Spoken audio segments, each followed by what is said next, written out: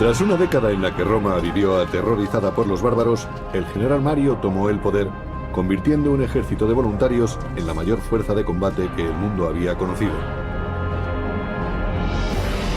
Pero en el interior de la República se preparaba una sangrienta revolución. La muerte en el circo de los esclavos gladiadores era el deporte favorito en Roma. En el siglo I a.C., aquel deporte dejó de ser una diversión, pues los esclavos se alzaron contra sus dueños. Según la historia, su dirigente más famoso fue Espartaco. El poderoso ejército de Roma había servido para aumentar sus territorios, riquezas y esclavos. Capturados tras la batalla o en las ciudades conquistadas, los esclavos eran una mercancía más. Los esclavos eran personas y los romanos lo sabían, pero no los trataban como tales.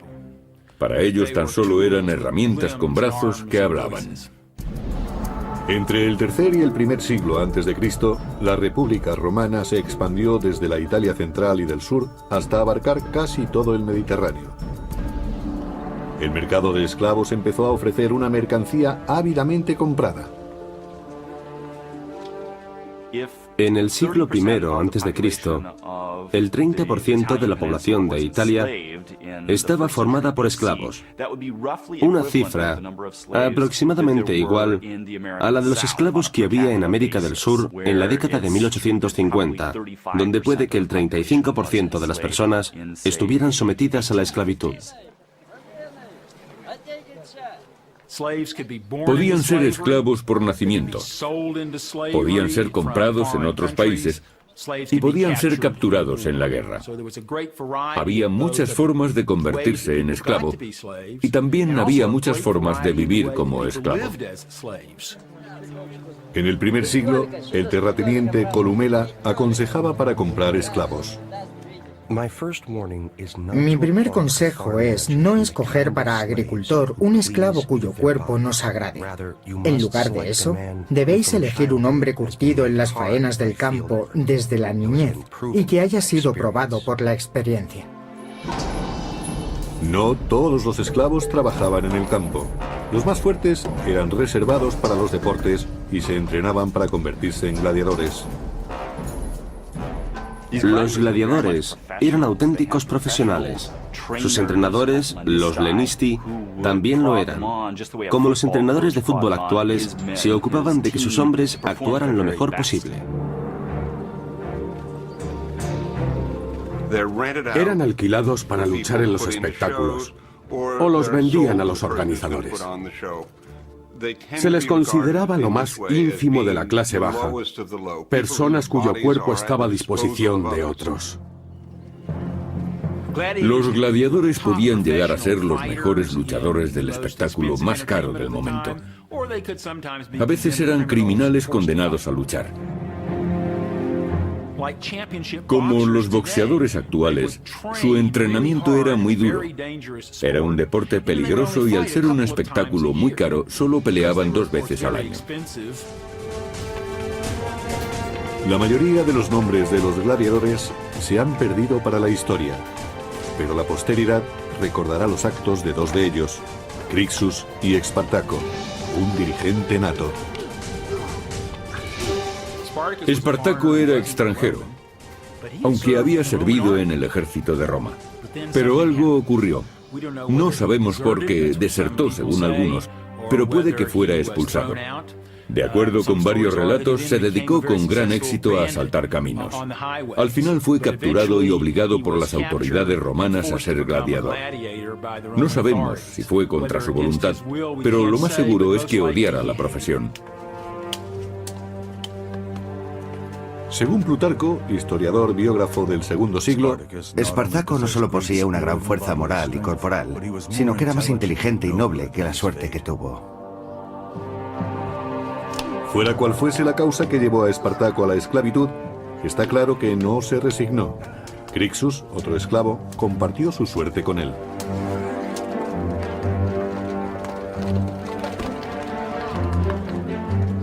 Pocos gladiadores vivían lo suficiente para retirarse. La mayoría tenían una muerte horrible y violenta. tanto en un circo de provincias o en un gran coliseo. En ocasiones el público elegía las armas para empezar el espectáculo. A la gente le encantaba ver seres humanos luchando a muerte. Era muy emocionante para ellos y disfrutaban al máximo del combate. A finales de la República, algunos gladiadores se convirtieron en héroes y consiguieron un cierto nivel social, algo de popularidad ante las masas, debido a su éxito en la lucha. Según se hacía el sorteo, los gladiadores sabían quiénes serían los primeros en morir.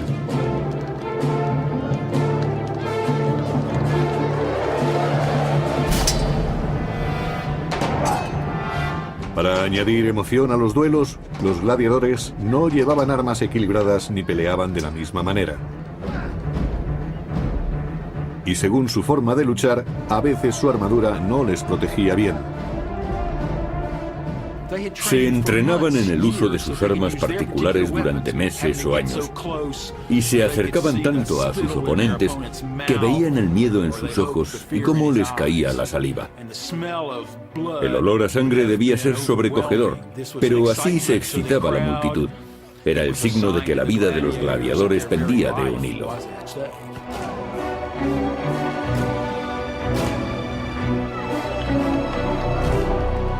Parecía una terrible danza de la muerte para el placer de las masas.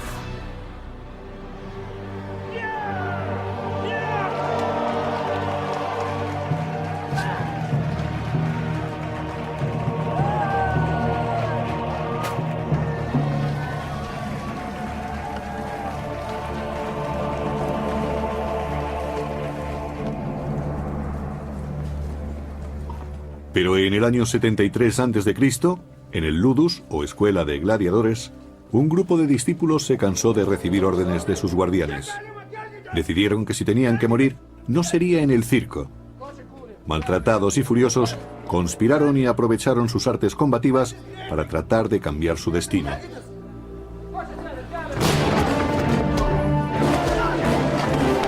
De acuerdo con el historiador Apio del II siglo, Espartaco, junto con un compañero, Crixus, urdió un plan. Persuadieron a unos 70 esclavos para arriesgar sus vidas y conseguir la libertad en lugar de que los exhibieran como recreo de otros. Espartaco se había convertido en un gran gladiador, pero llevaba la pesada carga de haber perdido la libertad. Tenía ansias de justicia y animó a sus compañeros gladiadores para que se rebelaran y así llegar a ser libres.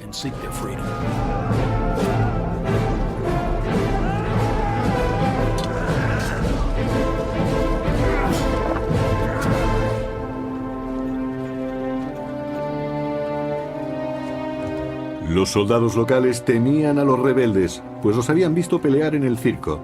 Sabían muy bien a qué clase de hombres se enfrentaban.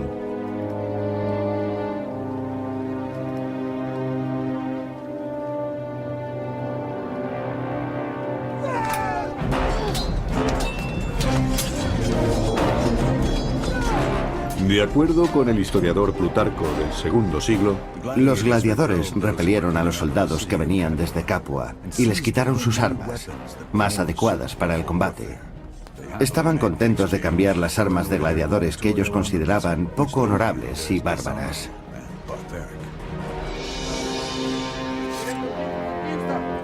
Como líder, Espartaco cambió la esclavitud por la guerra, dejando un reguero de cadáveres a su paso. Habiendo derrotado a los soldados locales, Espartaco partió de Capua con su ejército de esclavos hacia el monte Vesubio, donde buscó refugio y acampó. Espartaco, junto con otro conspirador, Crixus, escapó de las autoridades romanas, pero debía preparar a sus hombres para los inevitables combates que se avecinaban.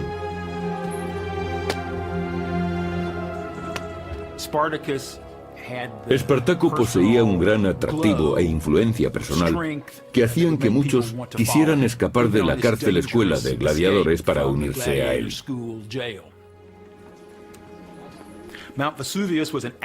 El Vesubio era un volcán activo, un peligroso escondite. Pero Espartaco sabía que allí podrían hacerse fuertes hasta que se organizaran y concibieran un plan. Un mensajero informó a Espartaco de que los romanos habían acampado a los pies del monte para sitiarlos. El Senado había mandado al propetor Claudio Glaber para que rodeara a los rebeldes y pusiera fin a la sublevación. Consiguió que Espartaco y su incipiente grupo de rebeldes retrocedieran hacia la cima de la montaña. El lugar era muy reducido y Claudio Glaber creyó que no tendría problemas para eliminarlos en el Vesubio. Según describió Plutarco, Claudio ordenó a sus soldados que bloquearan la única y difícil ruta de acceso a la cima. El resto de la montaña estaba formado por empinados e inaccesibles riscos.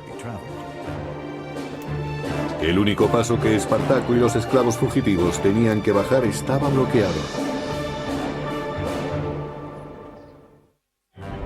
En el año 73 a.C., Espartaco y Crixus se negaron a morir peleando en el circo.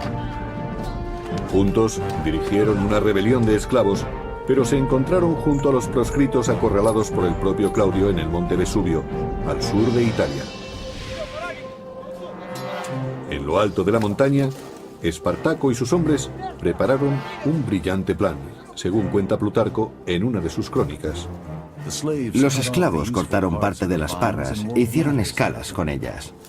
Eran resistentes y lo suficientemente largas para atarlas en la cima de los precipicios y llegar hasta el pie de la montaña. Un hecho interesante del comienzo de la revuelta de Espartaco es que parecía conocer el terreno mejor que sus enemigos, en parte gracias a los pastores que vivían cerca del Vesubio y simpatizaron con su causa. Probablemente los primeros esclavos campesinos que se unieron a Espartaco y a su grupo fueron pastores que vivían solos y tenían armas. Estaban en buenas condiciones físicas y se convirtieron en soldados de su ejército de gladiadores. Espartaco y su creciente legión consiguieron bajar por el precipicio y situarse tras el campamento de Claudio. Los romanos habían subestimado la capacidad de los esclavos. Hay que tener en cuenta que quienes trataban de acabar con ellos se parecían más al ejército de Pancho Villa que a las legiones de César. No formaban parte del ejército regular. Y los oficiales no eran muy buenos, ni siquiera conocerían bien el terreno. Allí solo dirigían a los esclavos. Los romanos sobrepasaban ampliamente a los sublevados, pero los gladiadores dejaron bien patente su ingenio y odio hacia los opresores de Roma. El golpe de gracia a aquellos miles de soldados romanos, con su jefe al frente, se lo asestó una pequeña banda de gladiadores que les atacaron por la retaguardia, después de haber descendido por un precipicio con unas escalas hechas de parra silvestre.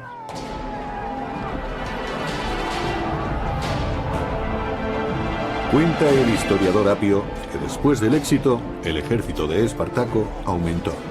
Muchos esclavos fugitivos e incluso algunos hombres libres acudieron a aquel lugar para unirse a Espartaco y empezaron a atacar a la población. Como Espartaco repartía a partes iguales el botín conseguido, pronto aumentó el número de seguidores. A los únicos que Espartaco no aceptaba en sus filas de rebeldes era a los desertores del ejército romano, que aunque parezca extraño, era perfectamente lógico, pues era gente que se había acobardado.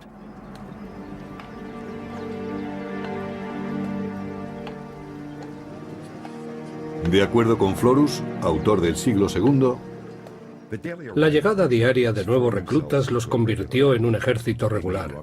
Fabricaron toscos escudos con ramas cubiertas de pieles, así como espadas y lanzas que forjaron con las cadenas de los barracones de esclavos. lo que Espartaco y sus hombres no podían fabricar, lo cogían de los cadáveres romanos. Lo sorprendente de la rebelión de Espartaco es que los esclavos que habían sido entrenados para gladiadores se convirtieron enseguida en soldados. Eso no significa que combatieran como el ejército romano, aunque según algunas fuentes, Espartaco había sido soldado. A lo largo del año 73 a.C., los rebeldes continuaron su marcha hacia el sur, aumentando su número y derrotando a los romanos.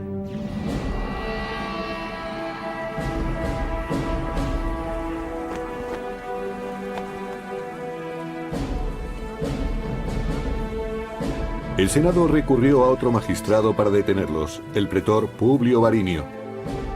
Jinete entusiasta, Varinio llevó con él su mejor semental, junto al símbolo tradicional del poder de Roma, las fasces, un haz de varas que rodeaban un hacha.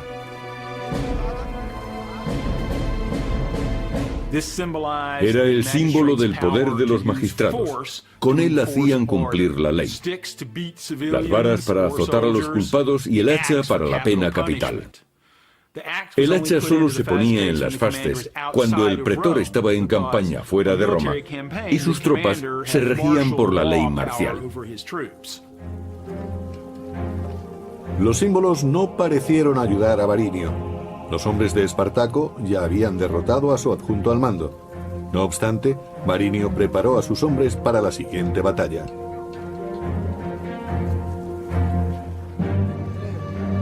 Espartaco, conocedor de la estrategia romana, iba un paso por delante, según cuenta el historiador Salustio. Para evitar un ataque sorpresa mientras asaltaban el campo, los rebeldes ponían cadáveres fuera del campamento. Así los romanos creían que había hombres montando guardia. Con estos señuelos era fácil atacar a los romanos, tomándolos completamente desprevenidos.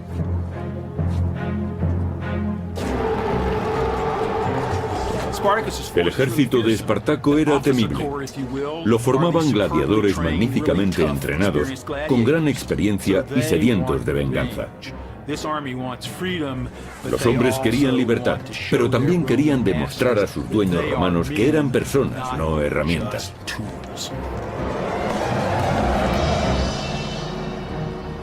Gracias a su ingenio, Espartaco consiguió otra victoria contra Varinio e hizo algunos prisioneros.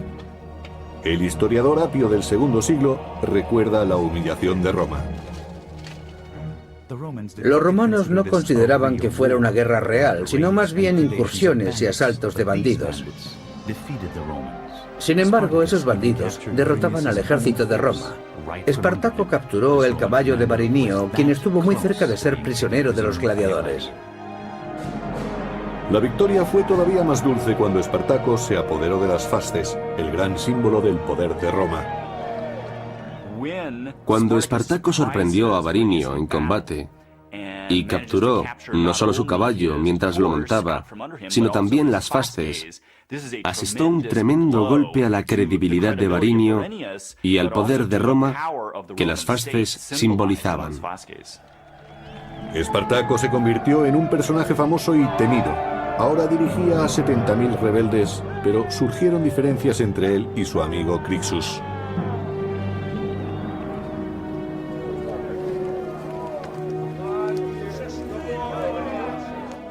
Espartaco estaba demostrando a los romanos que era tan bueno como ellos. Había luchado en el ejército de Roma, sabía lo que era la libertad y valoraba por igual la vida y la muerte de todos los hombres, ya fueran libres o esclavos. A Crixus le consumía su deseo de venganza y no mostró ninguna piedad con los soldados romanos capturados, según relata el historiador Orosio del siglo V.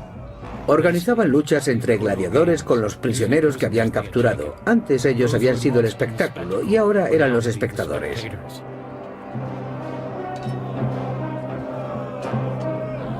Con el triunfo, los esclavos se volvieron más violentos.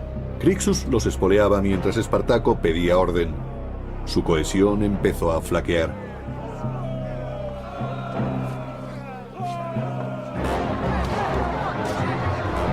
En cierto momento, Crixus liberó la furia de los esclavos contra ciudadanos romanos indefensos. El historiador Salustio describe lo ocurrido. Los esclavos fugitivos se dedicaron inmediatamente a violar mujeres jóvenes o mujeres casadas y a matar a las que trataban de resistirse. Espartaco fue impotente para detenerlos, incluso pidiéndoles repetidas veces que se contuvieran.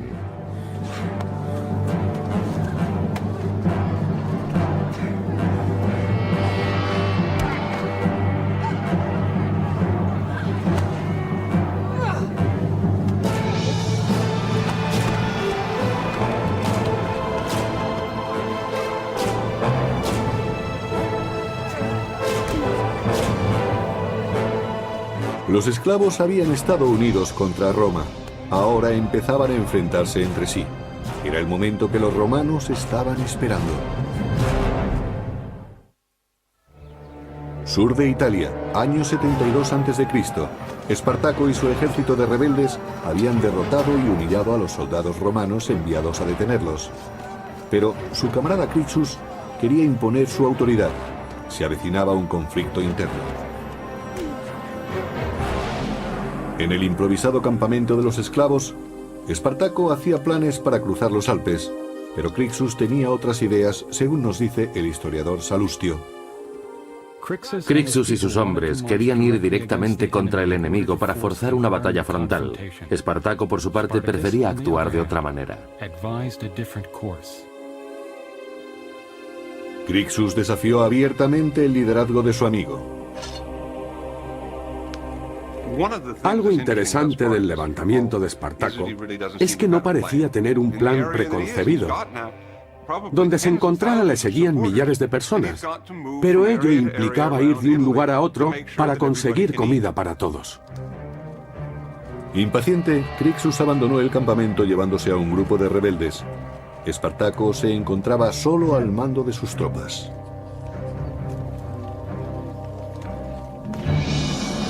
Los dos hombres tomaron caminos distintos por Italia. Con el ejército de esclavos divididos, Roma esperaba asestarles un duro golpe. Los cónsules Lucio Gelio Publicola y Cneo Cornelio Lentulo se reunieron para preparar la estrategia. Los romanos entendían que los esclavos eran seres infrahumanos, pero al mismo tiempo reconocían que tenían un gran éxito luchando contra ellos. Resultaba una pesadilla que aquellos esclavos les derrotaran una y otra vez en el campo de batalla. Aquella desordenada revuelta se convertía en una auténtica guerra, lo que exigía un plan de batalla.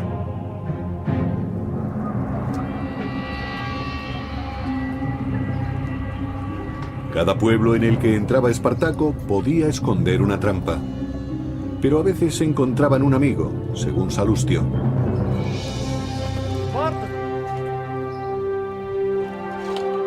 Muchos esclavos de los pueblos por donde pasaban eran sus aliados naturales y le ofrecían objetos que sus dueños habían escondido. A veces, ellos mismos sacaban a sus amos de los escondites. Esos nobles eran entregados a los sublevados para humillar todavía más a la aristocracia republicana. Los esclavos proporcionaban comida y armas a Espartaco y algunos se apuntaban a la causa. Pero Roma estaba tomando medidas urgentemente.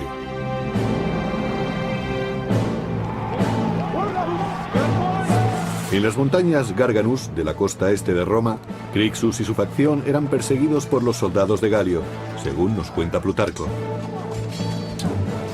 Galio realizó un ataque sorpresa contra Crixus que, debido a su arrogancia, se había separado de Espartaco.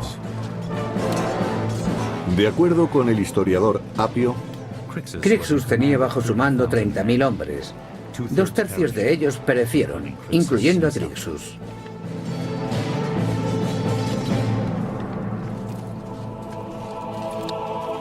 el ejército romano consiguió su primera gran victoria contra los rebeldes, pero su líder seguía libre. Los romanos no querían perder tiempo, y después de la matanza se dispusieron a vencer a Espartaco. Organizando un movimiento en pinza, los pretores Galio y Lentulo acamparon a ambos lados del paso de montaña esperando caer sobre su presa. Pero su plan no bastaba contra un ejército de esclavos desesperados. Un factor que influyó en la revuelta de Espartaco es que se inició cuando los mejores ejércitos de Roma estaban fuera, en Hispania o en la actual Turquía, y las tropas enviadas habían sido reclutadas recientemente.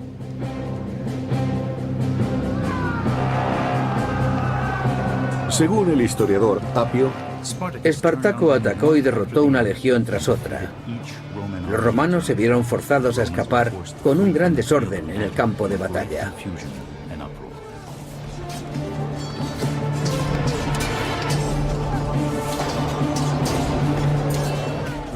Los dirigentes militares romanos se enfrentaban a un gran reto, y sus oficiales no estaban preparados profesionalmente para la ocasión. de nuevo Espartaco obtenía otra victoria frente al ejército romano.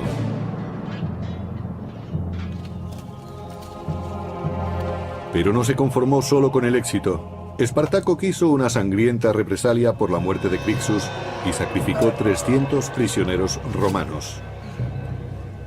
Empezó a convertirse en un gran personaje completamente opuesto al sistema.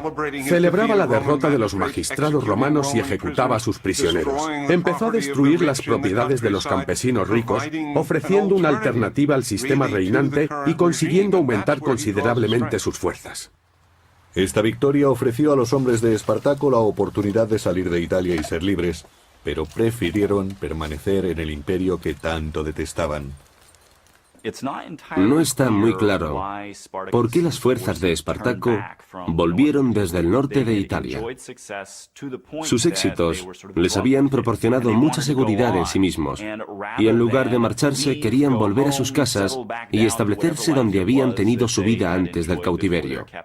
Por eso, eligieron seguir luchando. Se abrieron camino hasta la ciudad de Turí, donde asentaron su base de operaciones.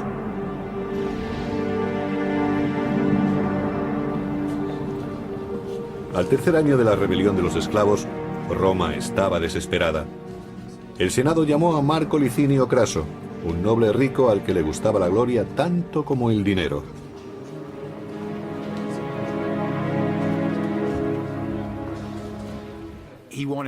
Quería llegar a lo más alto de la sociedad romana y aquello exigía victorias militares. Por eso ansiaba derrotar a Espartaco. Creía que sería fácil, pues los esclavos, después de todo, no podían representar un grave peligro. Sin embargo, Craso no infravaloró a su enemigo. Partidario de una disciplina férrea, se tomó en serio su nombramiento para su gloria y por el bien de Roma.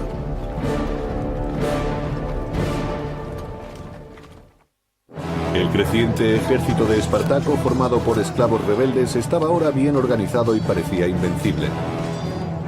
Pero Marco Licinio Craso se había propuesto destruirlo con sus fuerzas, que eran considerables. Sin embargo, Craso vio que sus soldados eran indisciplinados, cobardes y proclives a retirarse en batalla. Craso no estaba dispuesto a tolerarlo, y después de sufrir una derrota humillante ante los rebeldes, tomó medidas muy duras. Enseñaría a sus tropas el significado de la disciplina por medio de la decimatio.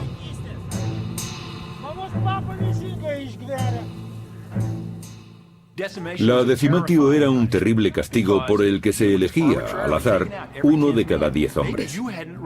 Puede que el elegido no hubiera huido o que siguiera luchando mientras escapaba el resto de la unidad. Pero si no había testigos, podía ser elegido como el 10º hombre. La muerte del elegido era horrible. Sus compañeros lo apaleaban con garrotes hasta matarlo. No era una muerte rápida, fácil u honorable. No se le acuchillaba o se le permitía suicidarse. La desgracia caía sobre el elegido y se le apaleaba durante mucho tiempo hasta que moría. Gracias a la decimatio, Craso consiguió que sus soldados le temieran más a él que a Espartaco, su enemigo. El castigo estaba dirigido a avergonzar tanto a los hombres que iban a morir, aunque no se hubieran acobardado, como a los que los apaleaban. 4.000 hombres murieron de esa horrible manera en nombre de la disciplina, pero semejante brutalidad consiguió su objetivo. Craso venció a los rebeldes en su siguiente combate.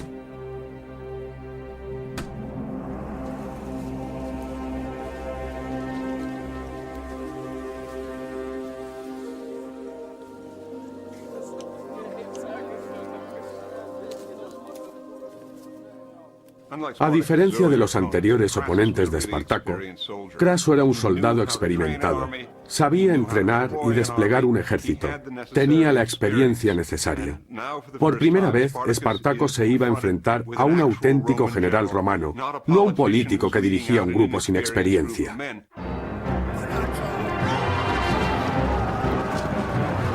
Se enfrentaron dos fuerzas, un ejército de romanos muy entrenado y capaz contra una banda de rebeldes desesperados y violentos. La balanza empezó a inclinarse contra Espartaco.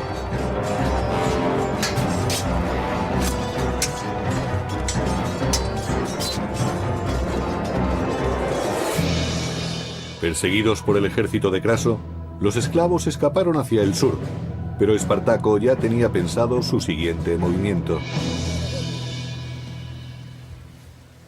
Los piratas controlaban las aguas que rodeaban Italia y, al igual que Espartaco, desafiaban las leyes de Roma o cualquier otra ley.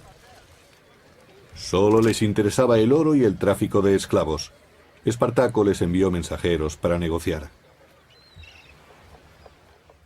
Espartaco hizo todo lo posible por sacar a sus hombres de Italia para que fueran libres.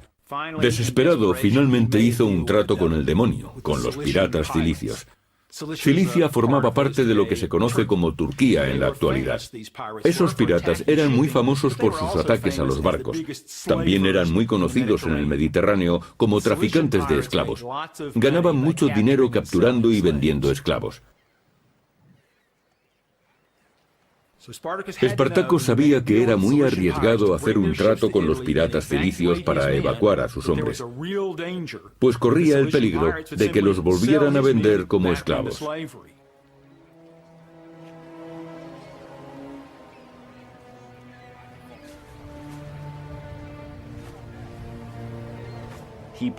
Probablemente tenía pensado llegar hasta Sicilia y ocupar la isla para establecerse en ella, formando un nuevo estado y así poder organizarse. De este modo, los rebeldes podrían enfrentarse a Roma teniendo algo de ventaja a su favor. Los esclavos y los piratas sellaron un trato. Los cilicios transportarían 2000 esclavos a Mesina, Sicilia. Espartaco confiaba en extender la rebelión mientras eludía a las tropas de Craso. No tenían tiempo que perder. Las legiones de Craso se aproximaban y habían preparado una trampa para masacrar a los esclavos.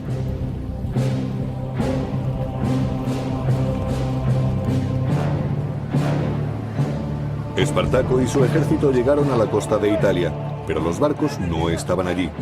Los piratas los habían traicionado y los romanos estaban cada vez más cerca. Espartaco ahora tenía que combatir para escapar de Italia contra un ejército que había recuperado la disciplina gracias a Craso y que seguiría las tácticas que habían hecho que Roma tuviera ejércitos formidables.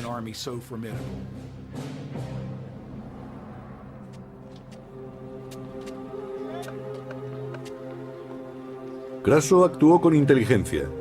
Conocía la fuerza del contrario y sabía que el tiempo obraba en su favor. Agotaría a los sublevados encerrándolos tras una muralla, según cuenta Plutarco. Terminó esta magna tarea en un tiempo mucho más corto de lo que se esperaba.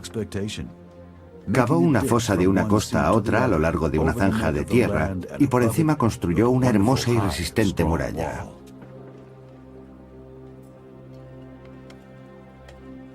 Craso era un auténtico general romano que, entre otras cosas, sabía cómo usar las fortificaciones de campo, y eso es lo que hizo contra Espartaco. La muralla era inmensa, tenía 55 kilómetros de longitud y 3 metros de alto, según Plutarco. Cuando los suministros empezaron a escasear y Espartaco quiso salir de la península, reparó en el obstáculo que presentaba la muralla. Espartaco se vio forzado a permanecer en tierra. Cada intento de ir al norte fue abortado por la muralla. Después de 3 años de libertad, los rebeldes habían sido enjaulados.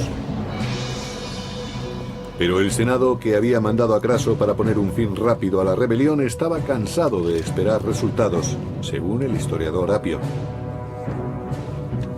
Cuando los romanos se enteraron de las tácticas de Craso, opinaron que no merecía la pena que prolongara sus trabajos contra los gladiadores. Un mensajero llevó a Craso injuriosas noticias de Roma. El Senado había perdido su fe en él y confiaba ahora la misión a su gran rival. El general Pompeyo el Grande regresaba de Hispania convertido en héroe tras sofocar un levantamiento. Se le ordenó entonces aplastar una revuelta que duraba demasiado tiempo. Probablemente Pompeyo era uno de los mejores generales que tuvo Roma. Y como Craso, era muy ambicioso, aunque tenía mejor reputación militar. Sentía debilidad por lo teatral. Era su forma de darse a conocer en el mundo romano. Tenía un don para las relaciones públicas que otros políticos de su tiempo no tenían. Ahora se disponía a vencer a Espartaco y a arrebatarle la gloria a Craso. Pero no lo conseguiría si éste se le adelantaba. Eran dos perros tras la misma liebre. Año 71 a.C. Abandonado por los piratas en el extremo sur de Italia, el ejército de Espartaco estaba sitiado por las tropas del general Craso. Y además acudía Pompeyo, una nueva amenaza para el honor de Craso y de la existencia de Espartaco. Pero Espartaco no se quedó inmóvil y trató de romper el cerco que Craso le había puesto. Apio nos cuenta en sus crónicas cómo trató de escapar. Organizó ataques rápidos contra sus sitiadores en puntos aislados, asestándoles golpes bruscos. Crucificó a un prisionero romano para demostrar a sus hombres lo que les ocurriría si no vencían. Cuando escapaban furtivamente, Espartaco y su ejército descubrieron que ahora el peligro era doble, pues además de Craso, también les perseguía Pompeyo.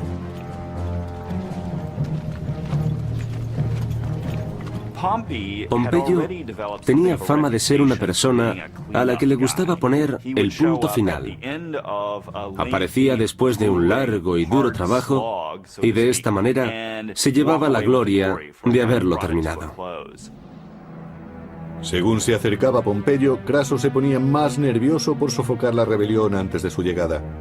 Espartaco se preparó para el ataque y envió un mensajero a Craso ofreciéndole una tregua. Espartaco esperó la respuesta de Craso. Estaba seguro de que los romanos le escucharían. Sin embargo, los rebeldes mantuvieron las espadas afiladas. Espartaco trató de negociar con los dirigentes romanos porque se consideraba un hombre libre.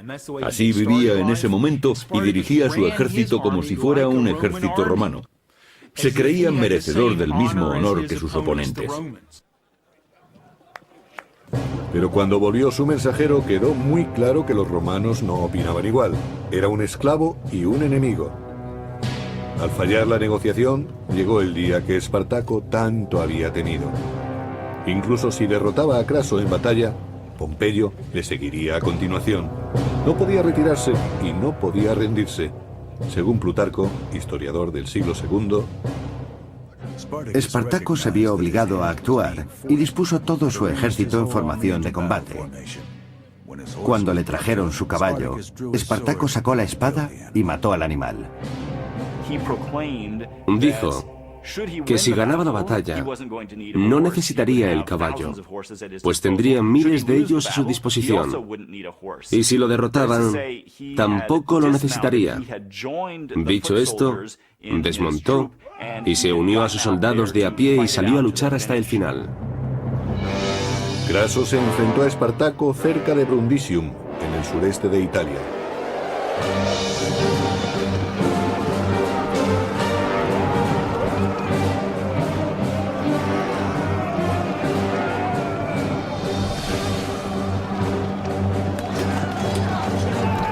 La batalla comenzó. 3 años de revueltas habían conducido a este enfrentamiento decisivo entre Craso y Espartaco. El mayor combate entre dos grandes ejércitos.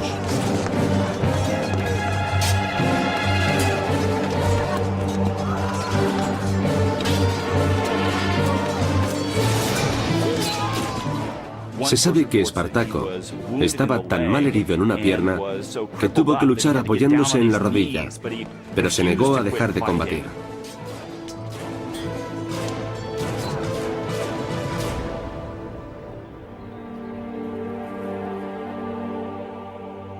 Según el historiador Apio, La matanza fue tan grande que no era posible contar los muertos. Nunca se encontró el cuerpo de Espartaco. Espartaco no aprovechó la oportunidad de escapar y lo podría haber hecho individualmente. Con ello demostró tener un sentido del honor, por lo menos tan sincero y profundo como el de cualquier romano que no hubiera sido esclavo.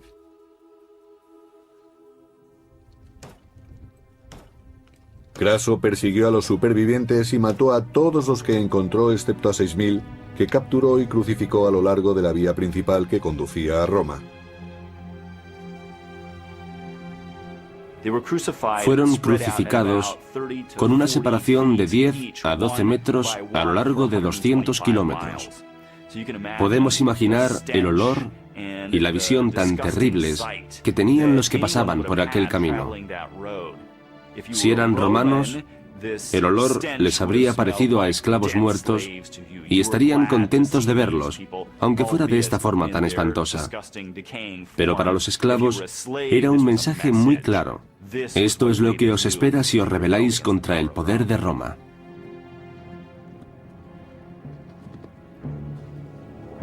Craso sofocó la rebelión de los esclavos, pero Pompeyo, fiel a sus costumbres, aprovechó la oportunidad de reír el último. Pompeyo se las arregló para aparecer en el último momento y dar caza a unos 5.000 gladiadores que escaparon de aquel gran combate. Y capturó o mató a los que quedaban. A continuación, según Plutarco, Pompeyo se aseguró de recibir los honores. Pompeyo escribió al Senado y dijo que Craso había derrotado en combate a los gladiadores, pero él había conseguido extinguir la guerra hasta su raíz. La carrera de Pompeyo es muy interesante. De hecho, una vez fue acusado de ser un oportunista por aprovecharse de los méritos de otros. Los romanos se apresuraron en dejar atrás aquella terrible rebelión de esclavos. Pompeyo recibió el más alto honor de Roma por su trabajo en Hispania. Craso recibió una mera mención de honor por sus esfuerzos contra esclavos comunes que habían aterrorizado a Roma.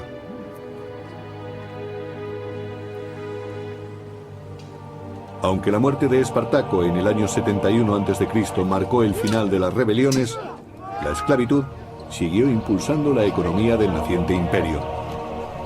Pero los romanos no olvidaron lo aprendido durante el levantamiento. Espartaco fue para los romanos un personaje a temer. Siguió siendo una amenaza incluso sin estar vivo. Siempre sintieron el temor de que pudiera seguirle otro. Los romanos vieron tras la rebelión que debían tener al ejército en perfectas condiciones.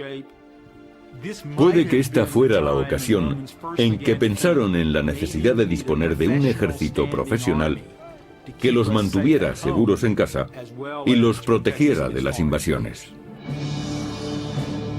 Pero un poderoso imperio no puede defenderse para siempre. Mucho después de su desaparición, perdura la historia de un solo hombre que se enfrentó a Roma.